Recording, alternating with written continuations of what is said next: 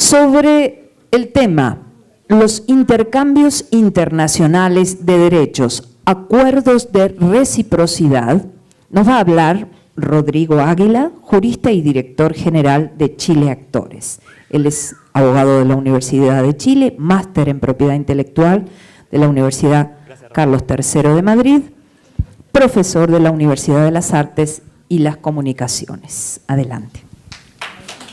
Muchas gracias. Me pongo de pie. Gracias. Bueno, gracias. Bueno, mi tema se llama Intercambios Internacionales. Me pidieron que fuera una presentación breve y divertida. Vamos a ver si resulta de esa manera. ¿Sí? Ok.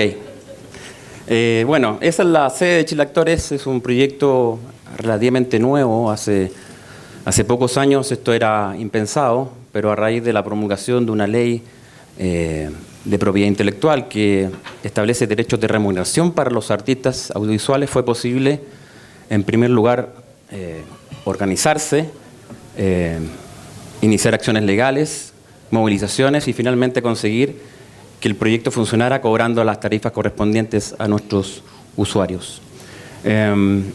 Ahora, una vez que conseguimos la recaudación correspondiente de canales de televisión, operadores de cable, salas de cine, transportes, venía la otra etapa que también es muy importante, que es el reparto de los derechos. Tanto el reparto nacional como un reparto internacional, ¿ya? Si bien en primera instancia la prioridad era repartir a nuestros nacionales con principios de transparencia y de equidad, porque nuestras normas de reparto suponen un visionado completo de lo que transmite la televisión y además de eso se establecen categorías artísticas, es decir, a un actor que es protagónico, que aparece en muchas escenas, va a recibir una remuneración mayor a un actor que aparece en un bolo o aparece en pocas escenas. Entonces, siempre el uso efectivo y el principio de equidad está presente en nuestro reparto. Ese mismo sistema de reparto interno lo aplicamos también al reparto a artistas extranjeros. Bien, pero sigamos con la presentación. Como breve introducción, seguramente habrán escuchado en este foro que los artistas poseen dos tipos de derechos. Por un lado está el derecho exclusivo, que significa la posibilidad de autorizar o prohibir el uso de su interpretación. En el ámbito audiovisual, estos derechos exclusivos normalmente son cedidos al productor. Y lógicamente, porque el productor es quien va a exhibir la obra, va a contratar, va a vender el producto, lo va a llevar a sala de cine, al cable, a la televisión abierta, a internet, etc. Entonces es necesario que el artista ceda estos derechos. Por lo tanto, ¿qué es lo que va quedando al artista? Para asegurar una participación en la explotación, le va quedando el derecho de remuneración. Bueno, ¿qué diferencia hay? ¿Qué otra diferencia hay? El derecho exclusivo se gestiona normalmente en forma individual o en forma colectiva, como en el caso de la música, pero a través de un mandato que se le otorga a la entidad. Se le otorga un mandato para que gestione sus derechos.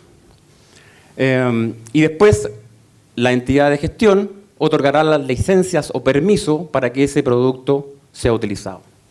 En el caso de los artistas que tenemos, ellos tienen, no, yo no soy artista, que tienen derechos de remuneración, generalmente el ejercicio de estos derechos es colectivo. Estamos hablando de una gestión colectiva obligatoria. Y acá no hablamos de licencia, sino que hablamos del cobro de una remuneración por el uso del repertorio. Ahora, ¿cuál es el repertorio? En el caso del derecho exclusivo, el repertorio va a estar dado por aquellos artistas que otorgan este mandato a la entidad de gestión colectiva. En cambio, el derecho de remuneración, el repertorio va a estar fijado en los estatutos y en la ley. O sea, en rigor no es necesario un mandato especial para que la entidad pueda cobrar estos derechos porque su legitimación activa está directamente en la ley.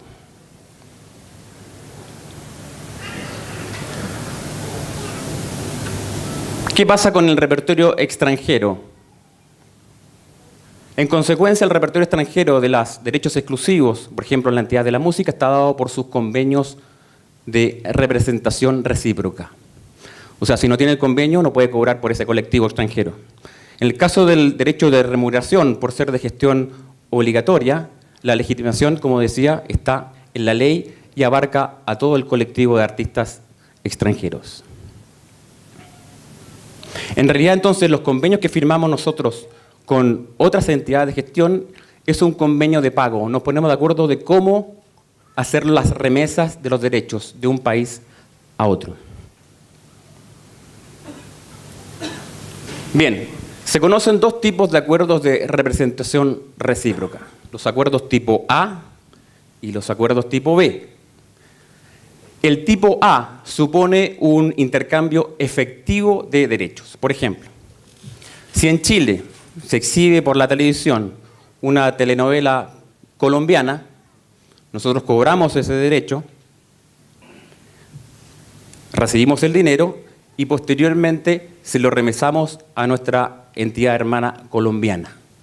Y lo mismo pasa si se exhibe un producto chileno en Colombia. La entidad colombiana cobrará los derechos correspondientes y después los remesará a Chile. Ese es el convenio tipo A.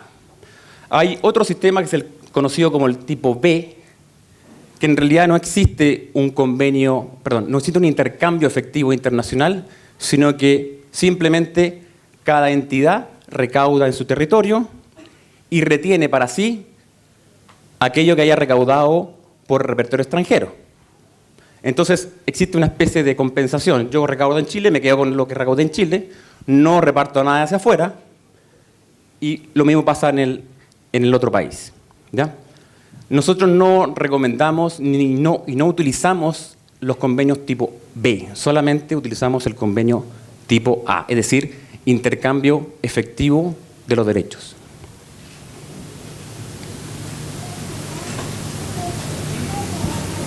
Bien, ahora les voy a hablar sobre algunas cláusulas principales de los convenios de representación recíproca. En primer lugar, los convenios suelen tener una presentación de las partes donde se habla de la legislación pertinente, en nuestro caso, por ejemplo, la Ley de Propiedad Intelectual o la Ley 20.243, que establece los derechos de remuneración. Hablamos de nuestra resolución que nos autoriza a funcionar, etc. Declaración de intenciones. Generalmente, la intención de estos tratados es contribuir a que los derechos de propiedad intelectual de los artistas sean realmente efectivos, o sea, se cobren, se paguen y lleguen efectivamente al titular. Puntos de vinculación. Esto es un tema importante. Son los puntos que permiten relacionar el uso de una interpretación perteneciente a un actor extranjero a una determinada legislación.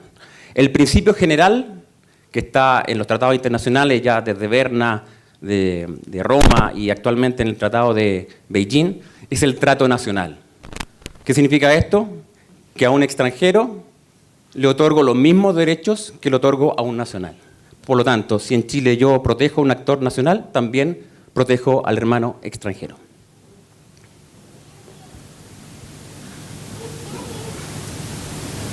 El objeto de estos convenios de reciprocidad es el intercambio, como decía, efectivo de los derechos. ¿Ya? Ese es el objeto, que finalmente llegue la remuneración al artista. Y así ha operado efectivamente ya desde hace un tiempo. Chile Actores ha remesado el dinero a Colombia, a España, etc. El ámbito territorial va a ser el territorio de cada una de las partes. El ámbito subjetivo son los miembros de cada entidad. La responsabilidad de las entidades de gestión es garantizar que a los titulares de los derechos le lleguen efectivamente estos derechos. Cada una de las partes reconoce como válidas las normas de reparto de cada entidad. Ahora, vale decir que en Latin Artis nuestras normas de reparto son prácticamente iguales, lo cual también significa un avance en esta materia. Toda reclamación que tenga un artista, porque un artista podría decir en realidad me llegó poco, en realidad yo no soy categoría B, soy categoría A, soy protagonista, por decirlo de otra manera.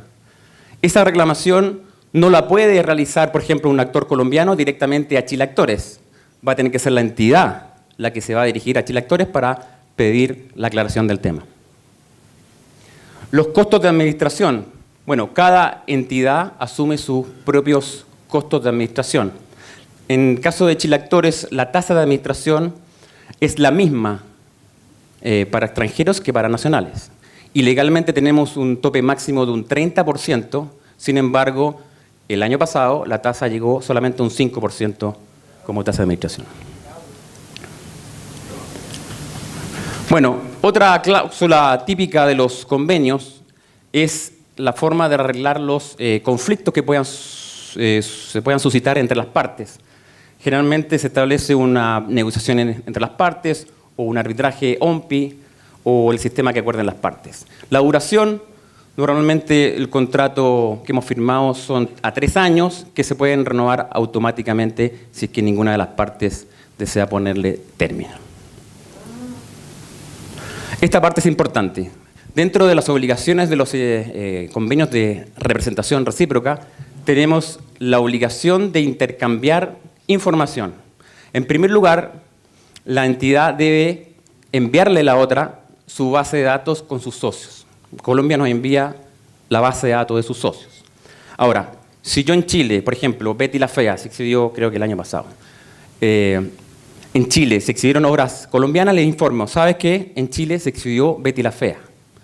Entonces, la obligación enseguida de la entidad Actores Colombiana es enviarme la ficha artística de Betty la Fea. ¿Qué significa la ficha artística? Un listado con los artistas que participan y además con su grado de participación. Esa información nosotros la ingresamos a nuestro sistema computacional y nos arroja entonces una liquidación y un monto determinado para cada artista. Y según eso después hacemos la remesa a la entidad colombiana. Entonces es súper importante que esta información sea fluida, que se intercambie efectivamente cada año. Bueno, eso es lo que acabo de explicar, ¿no? Sí, se determinan las cantidades y después se hace la liquidación y transferencia de los fondos. Ahí aparecemos nosotros con los italianos que acabamos de firmar un convenio de representación recíproca. Bueno, para nosotros resulta muy importante la agrupación de las entidades a través de Latinarte porque esto, como decía, permite homogeneizar las normas de reparto, los sistemas de intercambio de información, los sistemas computacionales, etc. Y con esto ya estoy terminando. No fue muy divertida, pero fue corta. Muchas gracias. Y muy sustanciosa. Muchas gracias.